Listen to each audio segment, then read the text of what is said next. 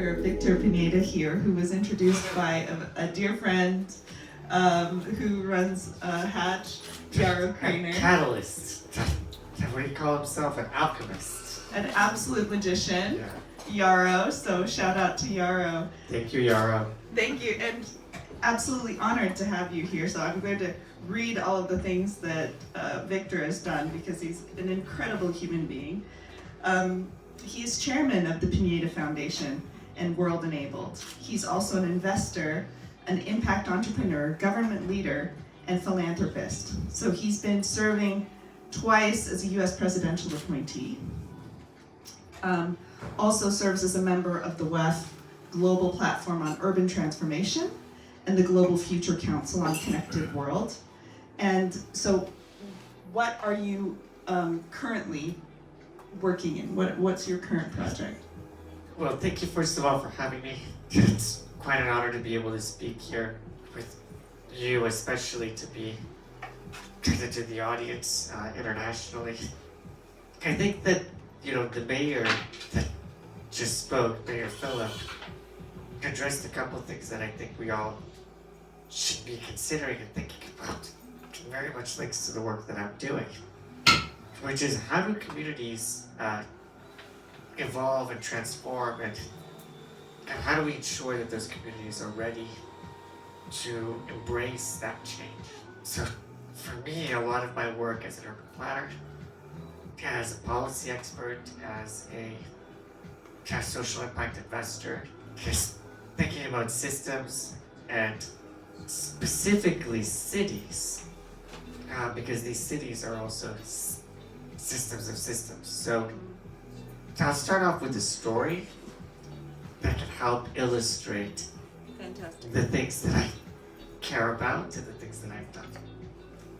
And the story starts in the country where I was born, which was Venezuela. And as a child, I had difficulty walking as I grew, and the schools identified me as a child that had a disability, had difficulty walking. At the time, every school that my mother took me to would tell my mother, "I'm sorry, your child cannot attend this school. We're not ready. We have too many obstacles, too many barriers. Take your child to another school." And that happened over and over again until it was very clear that my human right to an education was being denied. And my mother did not want to accept a narrative that her child was broken, or that could be discarded, or that her child was somehow less worthy of an education. And very bravely, she chose new opportunities and moved to the United States, where there were different laws, where there were different provisions, where other activists had already changed the way that that system addressed inclusive education.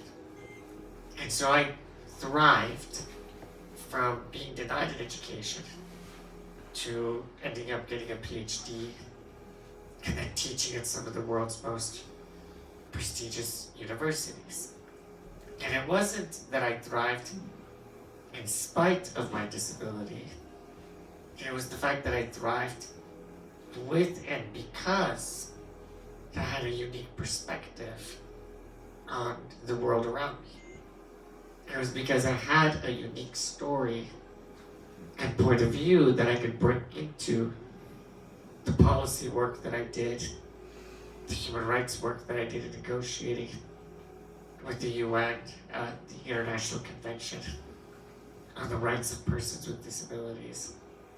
It was the fact that when I studied cities, I was looking at cities from the perspective of human agency, right? What are the factors that deprive our human agency, or that deprive our ability to make choices? And what are the factors that enhance human agency? So from a disability framework, it's not so much having a medical condition, but it's about having the means to feel like you belong, and systems in place that allow you to contribute your talents and realize your potential. So those are the concepts that very much shaped my life, which is identifying the limiting barriers, looking at new ways and innovative ways to further inclusion, and to look at cities, systems, and policies and governance models that can help advance those. One of the things that's very difficult, I think, for a lot of people, because we come from a background where we thought the world was fixed. And we thought that there's so many things we cannot change. And now we're coming to terms with the fact that we are so much more connected that perhaps individually the challenges look too great.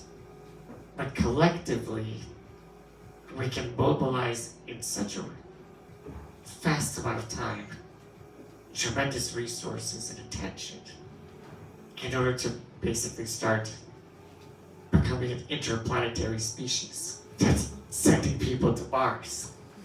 And so I think the question becomes is, what do we value and what do we focus on? And from my perspective, we have tremendous potential, but it really requires us each to think about what are the values we want to embed in the systems that are being built. It's a big conversation at the World Economic Forum that we've been having in the Global Future Council on Cities of Tomorrow is about co-benefits in urban transformation. This is, without a doubt, the urban century. Over 2 billion people, 2 billion people are moving into urban areas every week. That's 100 million people moving into urban areas every year. So the question is, how do we address the huge demands on land and infrastructure in a way that maintains the values that we are committed to? Human rights, equity, sustainability. How do we address the consciousness that is required for us to collaborate instead of just compete? How do we look at a world that is not just I win, you lose, but that we can win together for the benefit of the planet and the prosperity of the people in it? So these are some large questions. They will not be able to be solved in isolation by doing a special program for people with special needs, or a special program on the environment, or a special program on innovation, but it's about combining the co-benefits of looking at ways that innovation can create, a public park that's designed with features that allow everybody to benefit, or retrofitting a building so that it's not just lowered its carbon footprint, but also addresses issues of access and accessibility. It's looking at issues of financing, so that we're not just financing, roads and freeways, but maybe identifying ways to take the cars out of certain roads, just create more pedestrian reclaiming streets, and making sure that as we reclaim those streets, we also make them greener and more inclusive. One of the most interesting things that I saw over the last 15 years, 20 years, is in Seoul, South Korea. In the 60s or so, there was a massive freeway that was built right over a natural river. And so this riverside and riverfront was covered over with the freeway in order to create an avenue for cars to move through the center of the city. And there was a massive traffic problem in the city that only got worse with the building of this freeway.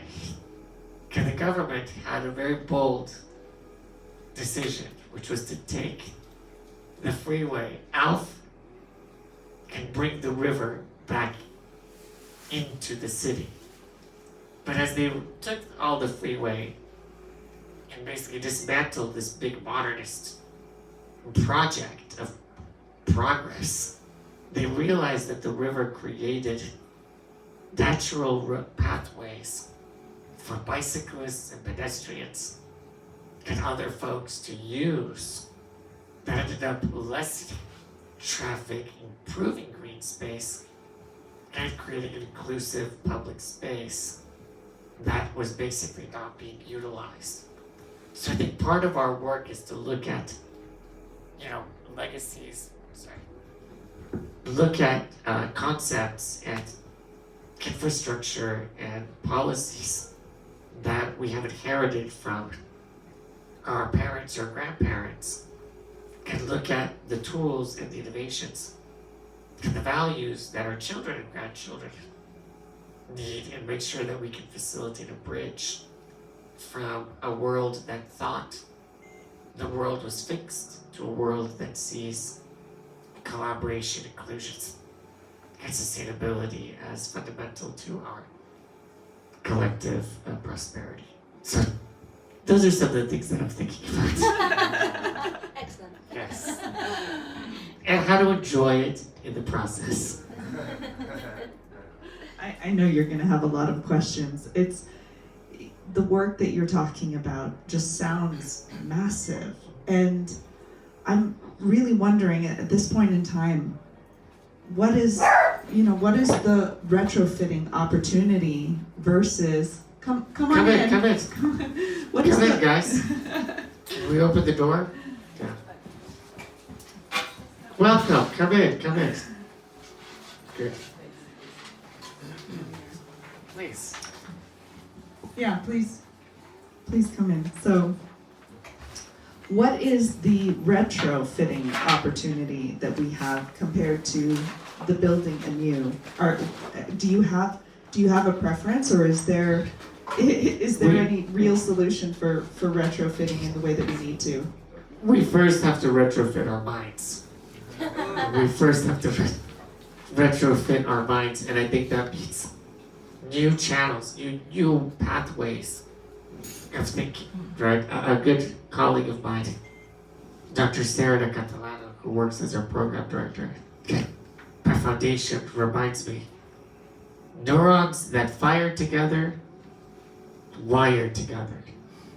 And so that means that we need to retrofit the ways that we can think so that different parts of our brain can be activated, right? Whether it's empathy, whether it's communication, new ways of communicating, whether it's understanding that we don't know everything that we think we know, that you can always remain curious and discover new things. So when you ask me about the infrastructure and the retrofitting, I think the infrastructure of the mind and of the self is the foundational place to start. Now, from that place, then you look out in the world, and you have new neural pathways that allow you to see the world differently. Because if you only see the world from a position, I win, you lose, in a world of limited means and of limited ends, you have a zero-sum game. But if you look at the world from what Simon Sinek, who wrote Start With Why, he talks about the infinite game, which is I win, you win, we win. And there don't have to be losers. If we can understand how to bring together those values into a way where they fit together.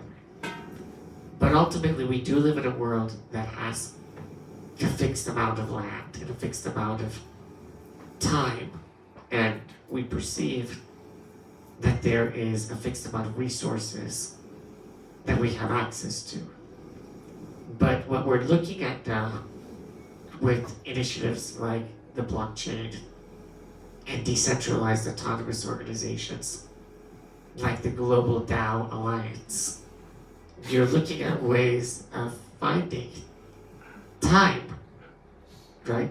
My time, your time, hundreds of people's time all over the world, contributing towards values that unlock resources. So we just created something that was perceived to be limited into much more abundant. And so as we look at infrastructure, as we look at space, as we look at cities, we need to look at them from a new perspective. And we need to ask ourselves, who's not at the table actively? What perspectives are we missing? What questions are we not asking? And how can we challenge our own limiting beliefs? So the design thinking methodology that was developed by Google and even IDEO and in a lot of these ways of asking, how might we design so and so?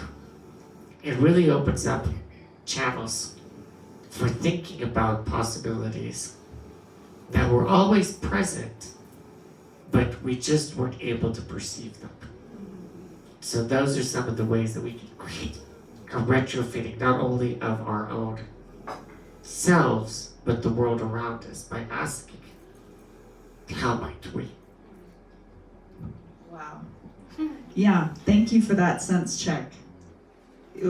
It's so usual for us to be in this limited resource lack mindset, and you've just blasted open the door of possibility, abundance, what we can accomplish as humans. So thank you for that.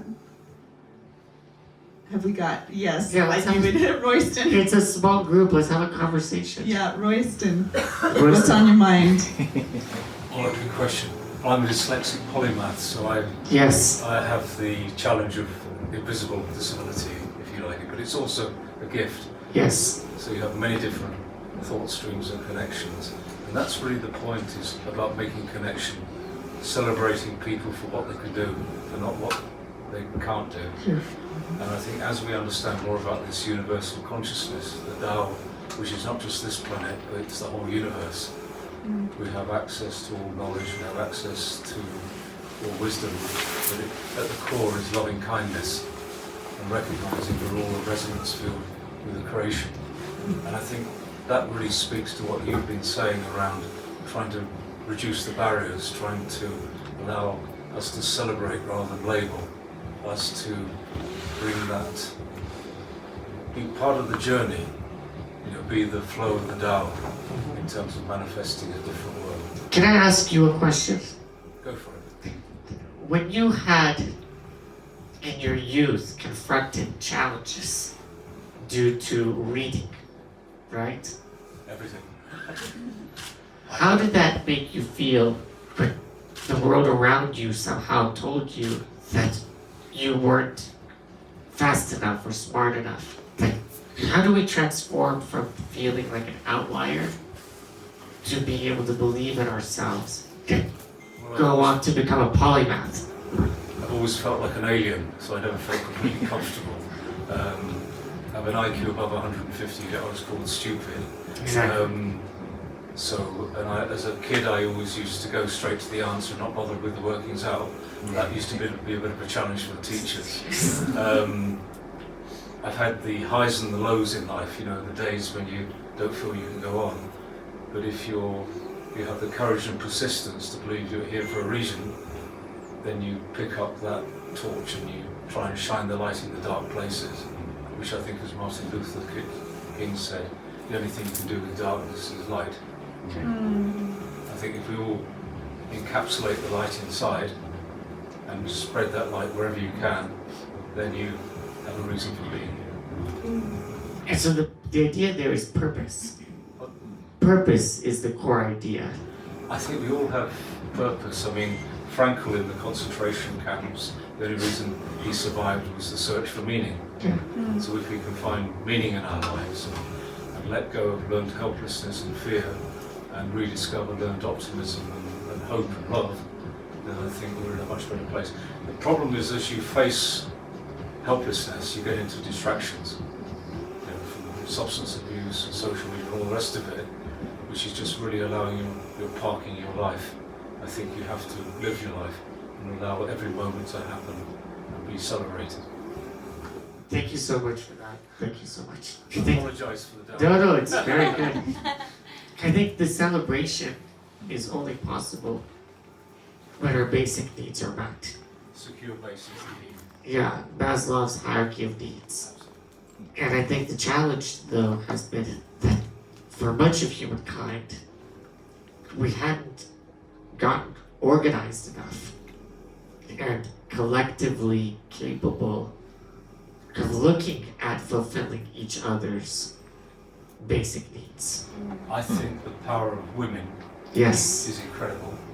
I think we underrate the fact that they take on a generation task when they have children.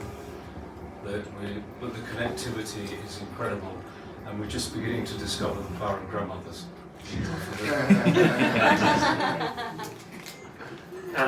The grandmothers are the superheroes. I was raised by my grandmother. So the Hopi Indians said, when we engage the grandmothers, we'll have peace on the planet. Yes. Wow. So I like that.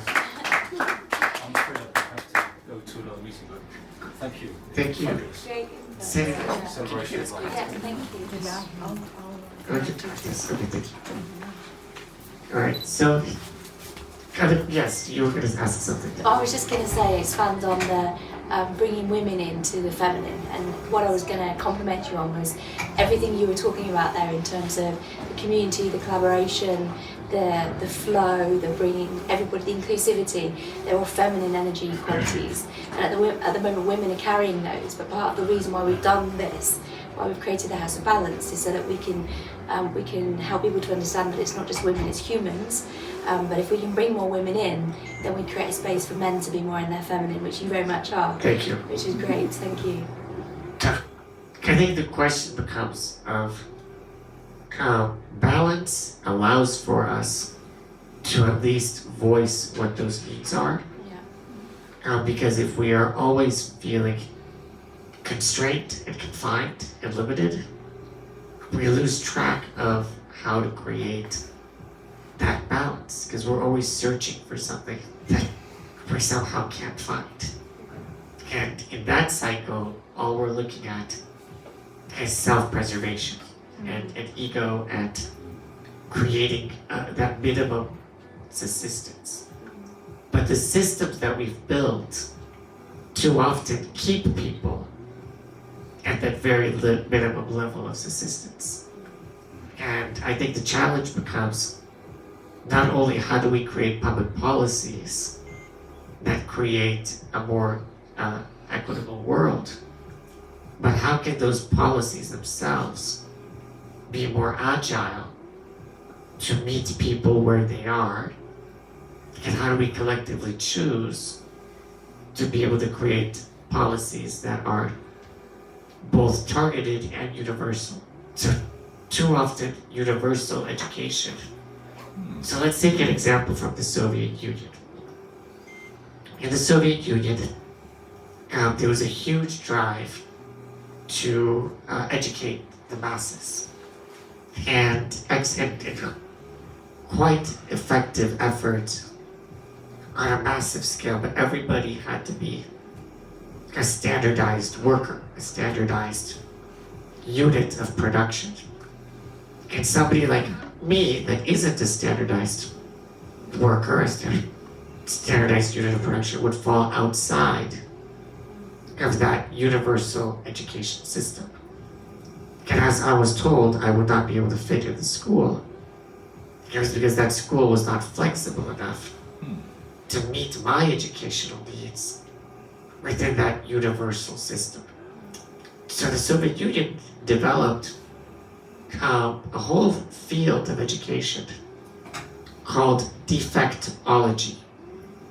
And defectology is what we call in the US, or the UK, special needs education. But let's understand what that word defectology means, and let's understand what the word invalid means. Invalid means a human with no value.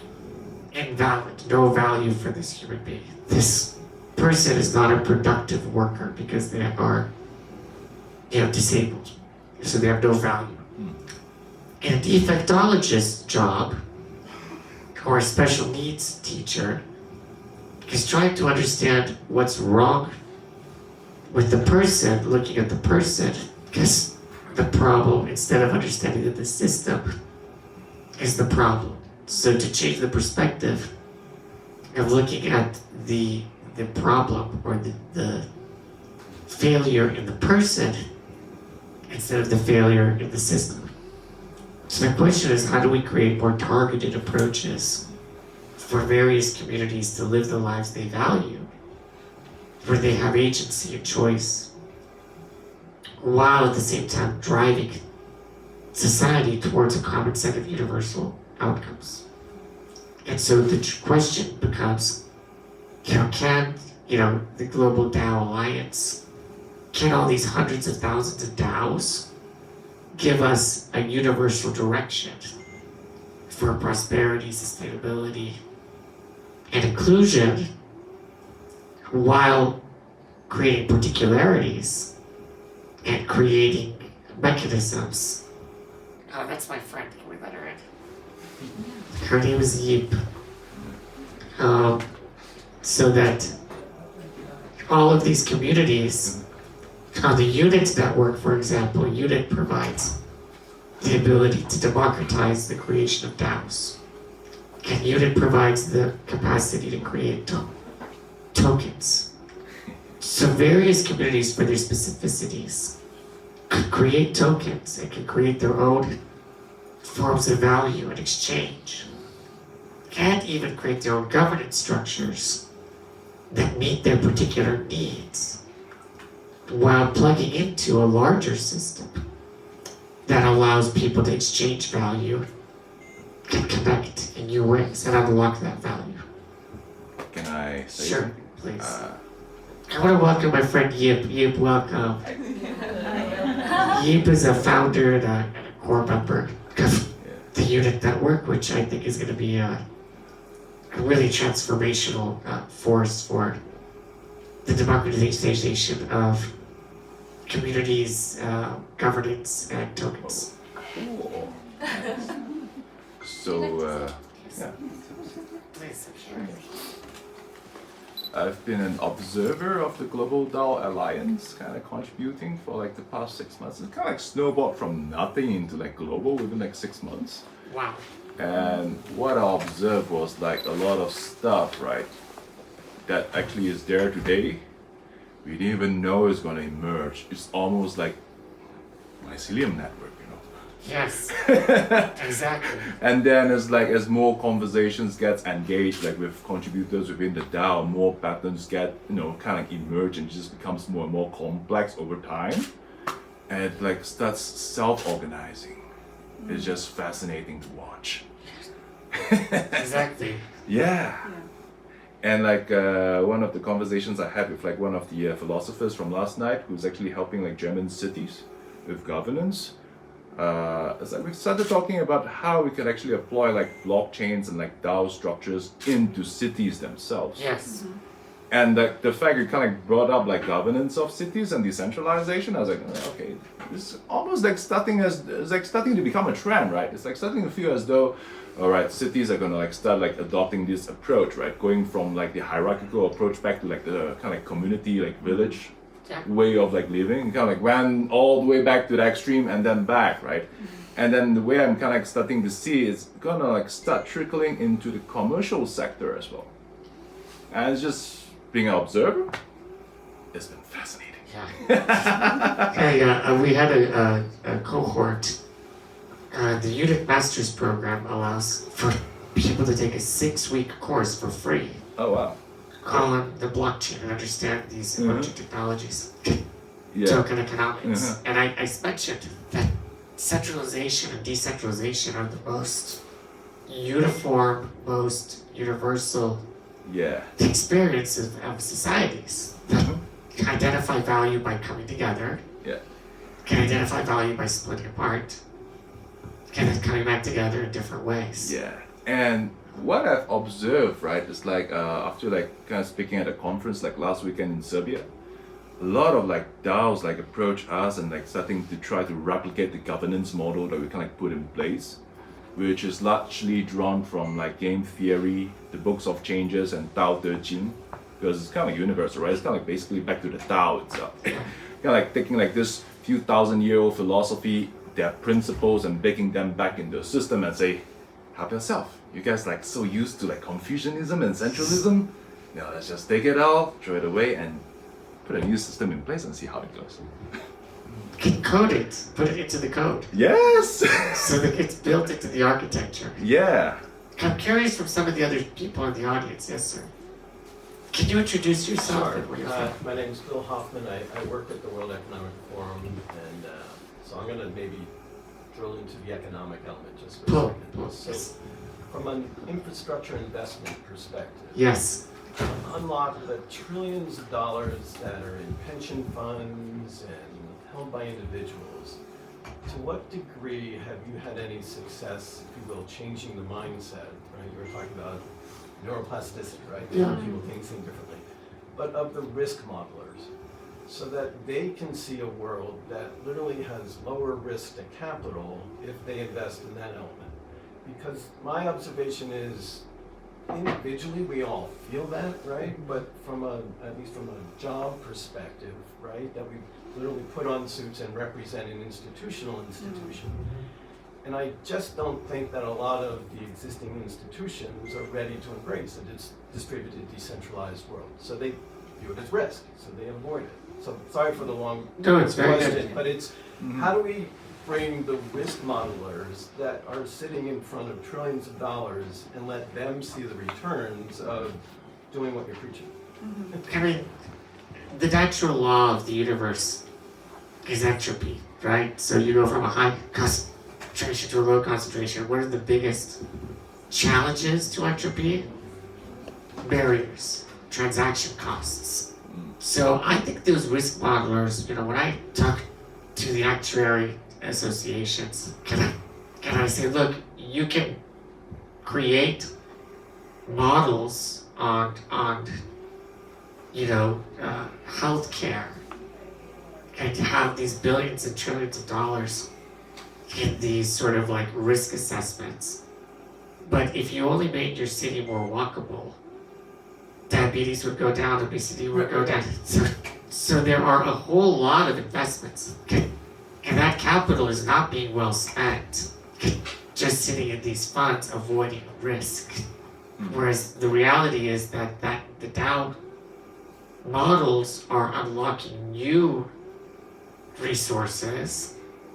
They are lowering transaction costs by allowing communities to unlock exchange in a way that drives collaboration and gets the returns through alternative means. So you don't need all the centralized trust brokers with all the middlemen to manage every single aspect of that transaction, because each one of those people draws a hefty salary.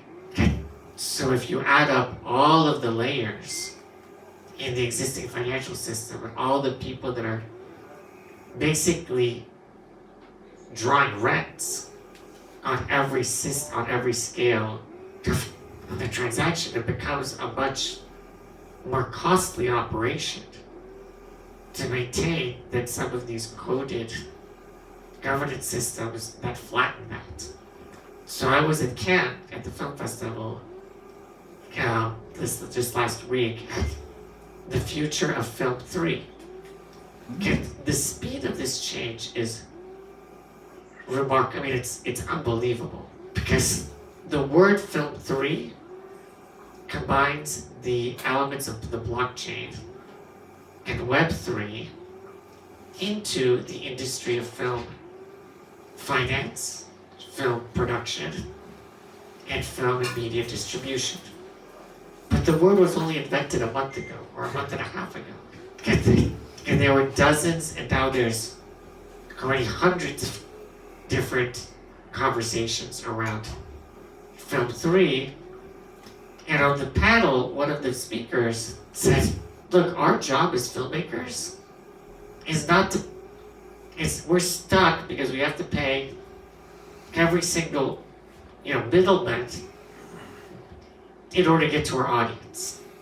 What if our audience actually funded our films with their tokens, right? And we create the films with the audience. That audience can participate, can choosing elements in the film that represents their values.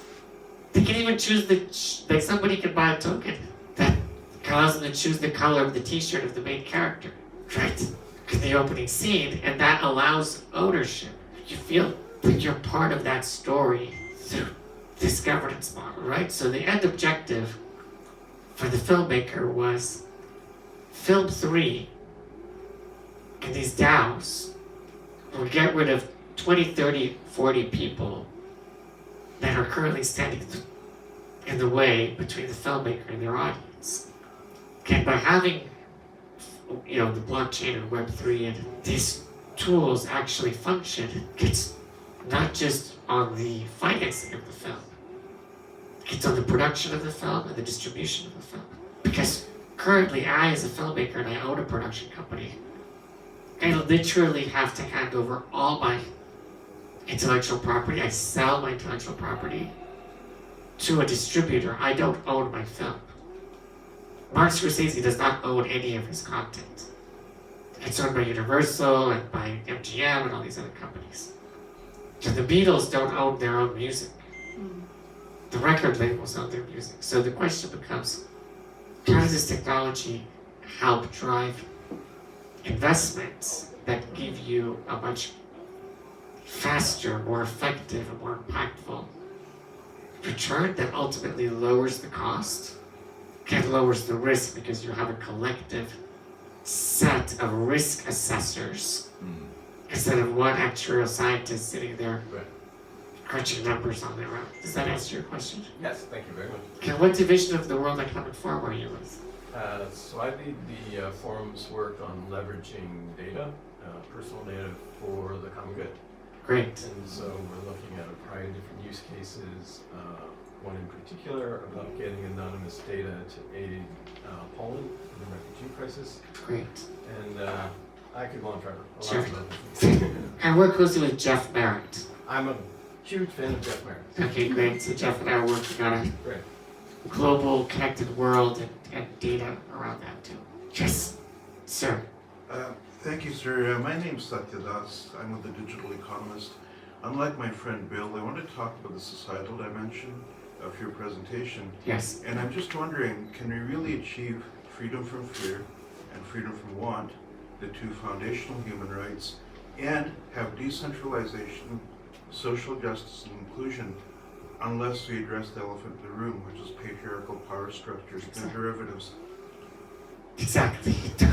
I mean, obviously, that's why I started my presentation with the retrofitting of the mind, right? So Yeah.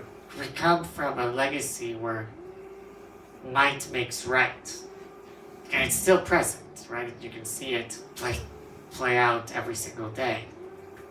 And in the world where you had to hunt and gather and fight and invade your neighboring town in order to steal their cattle, I think in that world physical strength and the unfair advantage of the masculine in that equation creates infrastructures and systems and institutions that are foundationally based on that concept.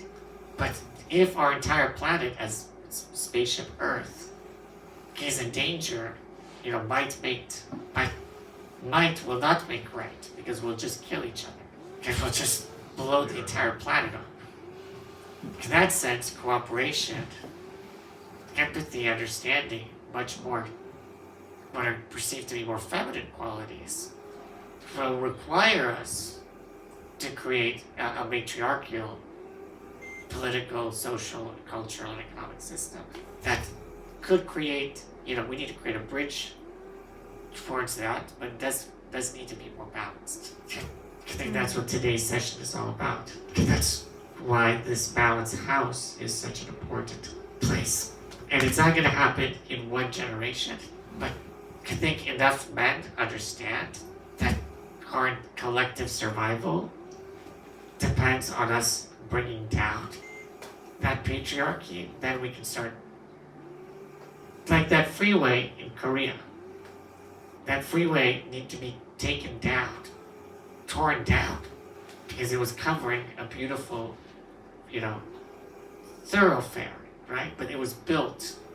It looks like it's concrete. It looks like you can't get rid of it. But collectively, we can take it down. Just like we tore down the Berlin Wall. You take it down one stone at a time, and you see what's left, what's opened. Come in. We've got 2 minutes, maybe time for one more. Yes. Welcome. Welcome. So we've got just 2 minutes, so if you've got something burning on your mind that you'd like to speak about, please speak up. Yeah, maybe I just add what I've heard so far. It's like before we've been coding tasks into machines, but right now with this whole decentralized phenomenon, it seems like we are actually taking human values and actually coding them into the system, and there's the fundamental difference that's happening right now. In many values. I think hundreds of thousands of DAOs, right? Yeah. It's not one big DAO for everyone. No. So the question is, how do we then create these networks of DAOs? And I think that's what I was talking about earlier, and I'd like to invite you all to learn about our work at Unit Network, because we've been able to use the Polygon blockchain to basically create subtokens and create ways for communities to very quickly.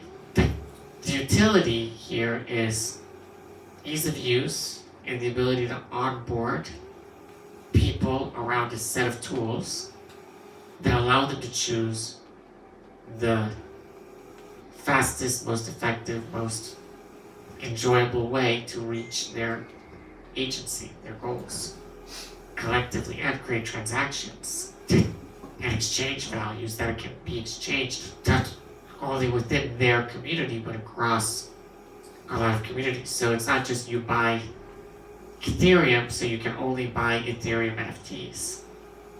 What about if you have a network of all these different blockchains to actually work across?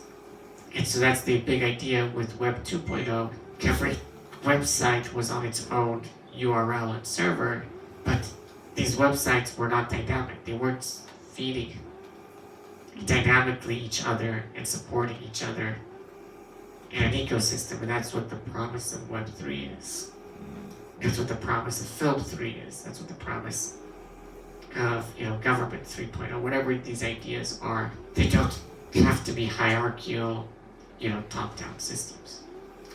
One last question, and then we have to wrap up. So speaking of Government 3.0, how do you use governance to guard against some of the darker sides of human nature that could come out in a DAO, like descending into mob rule, for example? And Well, your thoughts on that. like anything, we had mob rule and all these things. If you look at centralization, decentralization as a universal phenomenon, you can think of it as a government. You had city-states all across Europe, right? These were not large, complex nation-states. They were smaller states. Some of them survived, some of them didn't survive. I still ask myself, how did Liechtenstein survive as with 38,000 people as its own entity, right? But I think that you'll identify some of these DAOs, real descent. We are human beings. We are manifesting all of our, lightness and darkness, all the best and the worst of us in these experiments. But the important thing for us all is to be connected and elevate those DAOs that are doing the work that we collectively need and buy into those DAOs, to buy tokens in those DAOs. Some of the DAOs won't work. But the fundamental idea is we're in a cycle. This is where you talk about the DAO and the ancient philosophies. in Hindu philosophy, you have three main deities: Brahma, Vishnu, and Shiva. The creator, the maintainer, and the destroyer. All of these things are going to be happening over the next cycle of innovation and creation. But there'll also be cycles of destruction. And we just have to be prepared to more agilely move across all these universal cycles and themes, and be able to be prepared to minimize the harm and maximize the benefit of our collective will. Thank you so much for having me. I hope that you guys have a great Thank you. And you're going to stick around for a few minutes for people who want to connect Yes, with you. and also I'm going to just give you on Twitter my name.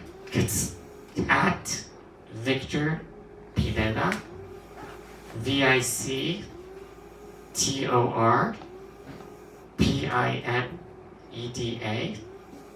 Victor Pineda. And the work of my foundation is at World Enabled, WORLD ENABLED. World Enabled. Come join us. Thank you.